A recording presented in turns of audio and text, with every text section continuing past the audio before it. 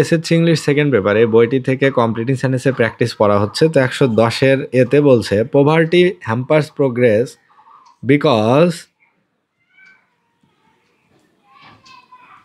It is obstacle to success, কারণ দরিদ্রতা হলো সফলতার পিছনে বাধা। বি নাম্বার বলছে unless we make efforts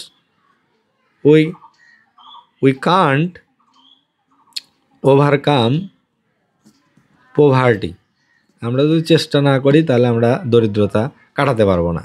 C নাম্বারে বলছে we must try our best in order that, যাতে করে বা so that we must try our best so that we can remove poverty from society, যেন আমরা সমাজ থেকে এটাকে রিমুভ করতে পারি। ডি নাম্বারে বলছে without removing poverty we can't expect a better life, ভালো জীবন আমরা কল্পনা করতে পারি না যদি না আমরা পোভার্টিকে দূরীভূত করি। ই নাম্বারে বলছে প্রথমেই গ্যাপ, তাহলে dash him reading, dash him reading.